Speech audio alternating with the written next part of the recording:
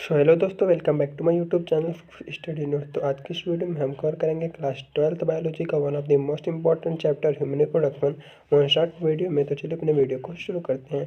तो जैसे कि हमारे चैप्टर का नाम है ह्यूमन रिप्रोडक्शन, तो जनरली इस चैप्टर में हम पढ़ते हैं कि ह्यूमन बींग्स रिप्रोडक्शन परफॉर्म कैसे करते हैं, यानी कि अपने यंग वंश को जन्म कैसे देते हैं। तो बात करें ह्यूमन बींग्स की, तो ह्यूमन बींग्स हमारे विवापोरस ऑर्गेनिज्म होते हैं, यानी कि ऐसे ऑर्गेनिज्म जो कि यंग वंश को जन्म देते हैं, ना कि एग ले करते हैं। बात करें कि ह्यूमन के रिप्रोडक्शन में कौन कौन से इवेंट आते हैं, ह्यूमन के रिप्रोडक्शन में कौन कौन से इवेंट आते हैं, तो इसमें हमारे 6 इवेंट्स आते हैं या फिर 6 स्टेप्स होते हैं। जो पहला स्टेप हमारा होता है गैमेटोजेनेसिस, दूसरा स्टेप इंसेमिनेशन होता है, तीसरा स्टेप फर्टिलाइजेशन, चौथा स्टेप इम्प्लांटेशन, पाँचवा स्टेप गेस्टेशन और छठवां स्टेप हमारा पार्चुराइजेशन होता है। तो सबसे पहले बात करते हैं अपने गैमेटोजेनेसिस के बारे में। तो गैमेटोजेनेसिस हमारा होता है process of formation of gamete, यानी गैमेट्स का फॉर्मेशन, दैट इज स्पर्म का फॉर्मेशन इन मेल्स में और ओवा या फिर एग का फॉर्मेशन फीमेल में। After the formation of the gamete, the male gamete is transferred into the female genital tract during the coitus या फिर intercourse, and this process is insemination, that is our second process. After the transfer of the sperm into the female genital tract, both the sperm and the female ova fuse, that is the male and female gamete आपस में fuse कर जाते हैं और हमारे zygote का formation होता है, and that step is known as fertilisation. After fertilisation हमारा जो चौथा स्टेप आता है हमारा इम्प्लांटेशन, यानी कि हमारा जाइगोट जो होता है डिवाइड करता है माइटोसिस करके और ब्लास्टोसिस स्टेज तक पहुंच जाता है, फिर जाके हमारे यूट्राइन वाल में अटैच हो जाता है और इस स्टेप को हम इम्प्लांटेशन कहते हैं। उसके बाद हमारा पांचवा स्टेप गेस्टेशन आता है, जिसमें हमारा जाइगोट एम्ब्रियो के रूप में डेवलप हो जाता है। और जो छठवां और लास्ट स्टेप हमारा पार्चुराइजेशन होता है, जिसमें हमारे बेबी की डिलीवरी हो जाती है after the 9 month of interval, यानी कि 9 मंथ के बाद बेबी जो होता है मदर की बॉडी से कम आउट हो जाता है। नोट करने वाली पॉइंट ये है कि स्पर्म फॉर्मेशन जो होता है वो ओल्ड मैन में कंटिन्यू रहता है, बट फिर हम बात करें हम ओवा या फिर ओव्यूम का, जो कि हमारा फीमेल गैमेट होता है, वो फीमेल्स में एक सर्टेन एज तक ही फॉर्म्ड होता है, दैट इज अराउंड 50 ईयर। उसके बाद फॉर्मेशन ओवा का बंद हो जाता है। अगला पॉइंट हमारा आता है मेल रिप्रोडक्टिव सिस्टम। तो मेल रिप्रोडक्टिव सिस्टम की बात करें तो मेल रिप्रोडक्टिव सिस्टम हमारा पेल्विक रीजन में लोकेटेड होता है। इसके बात करें तो किस किस चीज़ से कॉन्सिस्ट होता है, तो इसमें एक पेयर ऑफ टेस्टिस होते हैं, अफेफरी डक्ट होता है, अफेफरी ग्लैंड और एक्सटर्नल जेनाइटिका, जिसे हम पेनिस भी कहते हैं। अब बात करें अपने टेस्टिस की, तो टेस्टिस हमारे प्राइमरी सेक्स ऑर्गन होते हैं हमारे मेल्स के, और ये हमारे आउटसाइड द बॉडी एक पाउच लाइक स्ट्रक्चर में पाए जाते हैं, जिसे हम स्क्रोटम कहते हैं। अब यहाँ पर सोचने वाली ये बात होती है कि जो हमारे फीमेल का जो प्राइमरी सेक्स ऑर्गन होता है दैट इज ओवरी, वो फीमेल बॉडी के अंदर रहता है, बट हमारे मेल का प्राइमरी सेक्स ऑर्गन बॉडी के बाहर क्यों रहता है। तो यहाँ पर हमारा एक कॉन्सेप्ट होता है कि हमारे जो गैमेटोजेनेसिस या फिर स्पर्मेटोजेनेसिस, यानी कि स्पर्म के फॉर्मेशन की जो प्रोसेस होती है, उसे बॉडी टेम्परेचर के मुकाबले 2 to 2.5 degree Celsius come temperature चाहिए होता है फॉर नॉर्मल फंक्शनिंग। और स्क्रोटम जो होता है हमारे इस टेम्परेचर को मेंटेन करने में मदद करता है, इसलिए हमारे टेस्टिस बॉडी के आउटसाइड एक पाउच लाइक स्ट्रक्चर में पाए जाते हैं। बात करें टेस्टिस के शेप एंड साइज की, तो टेस्टिस हमारे ओवल शेप के होते हैं और ये 4 to 5 सेंटीमीटर लेंथ में होते हैं और 2 to 3 सेंटीमीटर इन विड्थ इनका होता है। हर एक टेस्टिस में हमारे अराउंड 250 कंपार्टमेंट होते हैं, जिसे हम टेस्टिकुलर लोब्यूल कहते हैं। और हर एक टेस्टिकुलर लोब्यूल में 1 to 3 highly coiled sperm producing structure रहते हैं, जिसे हम सेमनीफेरस ट्यूब्यूल कहते हैं। और ये सेमनीफेरस ट्यूब्यूल इनसाइड से 2 टाइप ऑफ सेल से लाइन होते हैं। इसमें हमारा पहला सेल होता है हमारा मेल जर्म सेल या फिर स्पर्मेटोगोनिया, जो कि हमारे स्पर्म को प्रोड्यूस करता है या फिर हमारे मेल जर्म सेल को प्रोड्यूस करता है। वहीं दूसरा सेल हमारा फर्टुली सेल होता है, जो कि हमारे मेल गैमेट को नरिशमेंट प्रोवाइड करता है।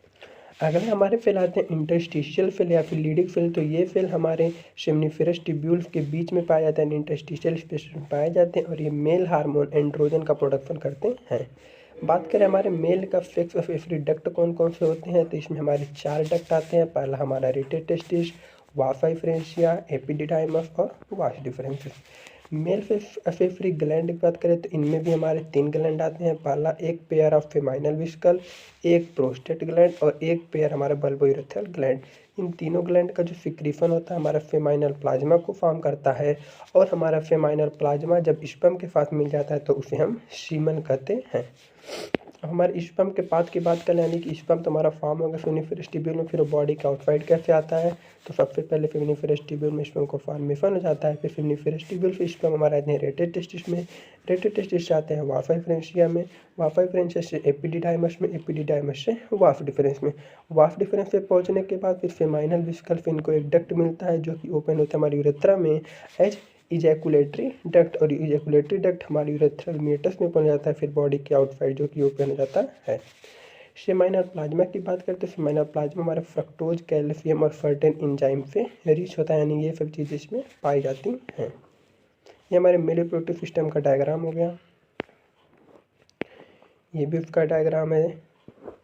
अगला आता है हमारा फीमेल रिप्रोडक्टिव सिस्टम। तो फीमेल रिप्रोडक्टिव सिस्टम की लोकेशन की बात करें तो फीमेल रिप्रोडक्टिव सिस्टम हमारे पेल्विक रीजन में लोकेटेड होता है, जिसमें हमारे एक पेयर ऑफ ओवरीज होती हैं, एक पेयर ओविडक्ट या फिर फैलोपियन ट्यूब होता है, यूट्रस, सर्विक्स, वजाइना और एक्सटर्नल जेनाइटेरिया होता है।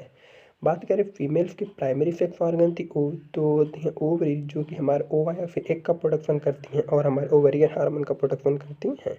ओवरीज के शेप एंड साइज की बात करें तो ओवरीज होती हैं हमारी आलमंड शेप की होती हैं और 2 to 4 सेंटीमीटर इन लेंथ में होती हैं। ओवरी जो होती हैं थिन एपिथेलियम से कवर होती हैं, जो कि इनक्लोज करता है ओवरियन स्ट्रोमा को, जिसके पेरिफेरल पार्ट को हम कॉर्टेक्स कहते हैं और इनर पार्ट को मेडुला कहते हैं। फीमेल के एफेफरी डक्ट का बात करें तो इसमें हमारा ओविडक्ट, यूट्रस और वजाइना आता है। फैलोपियन ट्यूब या फिर ओविडक्ट की बात करें तो ये 10 to 12 सेंटीमीटर इन लेंथ में होते हैं और इनके 3 पार्ट्स होते हैं। पहला पार्ट होता है हमारा इन्फंडिबुलम, दूसरा होता है हमारा एम्प्यूला और तीसरा होता है हमारा इस्थमस। इन्फंडिबुलम की बात करें तो इन्फंडिबुलम में हमारा फिम्बरी होता है, जो कि हमारे एग के कलेक्शन में करता है from the ovary after ovulation. दूसरा हमारा होता है एम्प्यूला। एम्प्यूला हमारा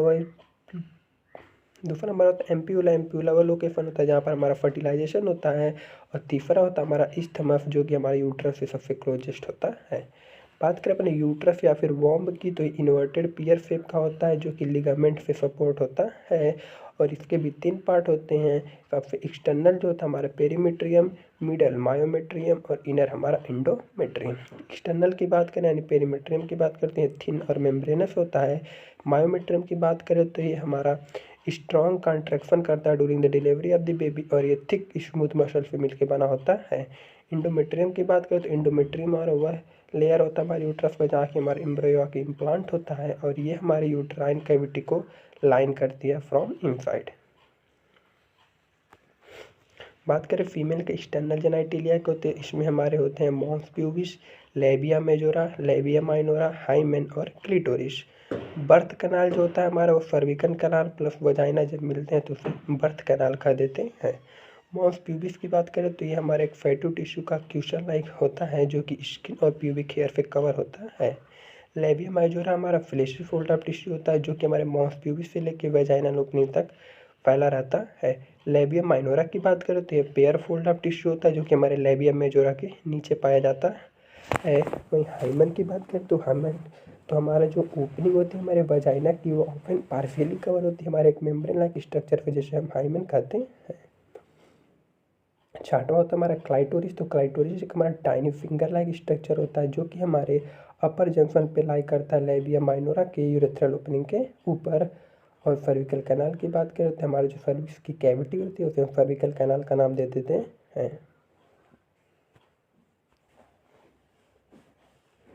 तो ये हमारे फीमेल रिप्रोडक्टिव सिस्टम का डायग्राम हो जाता है।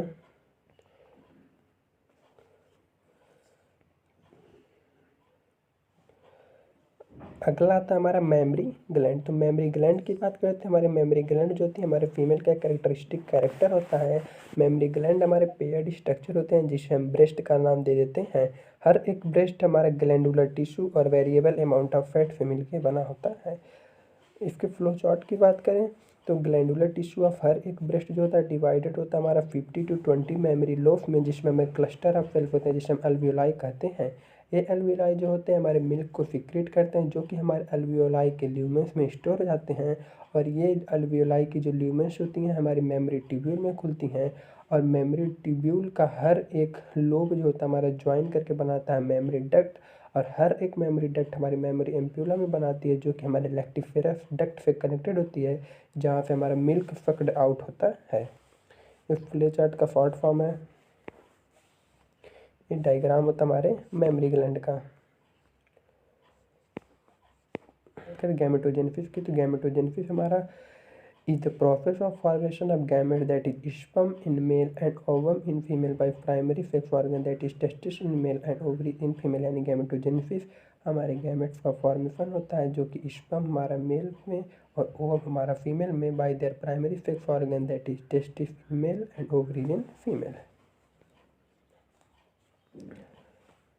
अगला हमारा आता है स्पर्म। तो स्पर्म की बात करते हैं, स्पर्म हमारा कंपोज होता है हेड, नेक, एक मिडल पीस और एक टेल से। इसमें बात करते हैं स्पर्म का हेड में हमारे इलांगेटेड हैप्लॉइड न्यूक्लियस पाया जाता है, जिसका इंटीरियर पोर्शन कवर्ड होता है हमारे कैप लाइक स्ट्रक्चर से, जिसे हम एक्रोसोम कह देते हैं। मिडल पीस में हमारे न्यूमरस माइटोकॉन्ड्रिया होते हैं, जो कि एनर्जी प्रोडक्शन करते हैं, जो कि हमारे स्पर्म के टेल के मूवमेंट में मदद करता है। नोट करने वाली बात है कि ह्यूमन मेल जो होता है नॉर्मली एक इजैकुलेशन में क्वार्टस के दौरान इजैकुलेट करता है 200 to 300 मिलियन स्पर्म हर एक क्वार्टस में, जो कि नॉर्मल फर्टिलिटी के लिए ज़रूरी होता है। Out of which 50% of sperm must have normal shape and size, और उन 200 से 300 मिलियन स्पर्म में से 50% का मस्ट होता है नॉर्मल शेप और साइज। वहीं out of 40% of them show vigorous motility. अगला हमारा था ओवरी, जो कि हमारे ओव्यूम या फिर हमारे एग का प्रोडक्शन करते हैं। The Graafian follicle now ruptures to release the secondary oocyte from the ovary by the process called ovulation. यानी कि ग्रेफियन फॉलिकल जो होता है हमारा रप्चर करता है, जिससे हमारा सेकेंडरी oocyte या फिर ओवम का रिलीज होता है from the ovary by the process called ovulation. The mature tertiary follicle is called mature follicle, और ग्रेफियन फॉलिकल जो हमारा मैच्योर टर्शियरी फॉलिकल होता है उसे मैच्योर फॉलिकल या फिर ग्रेफियन फॉलिकल कहते हैं। During ovulation Graafian follicle rupture and release and ओवा।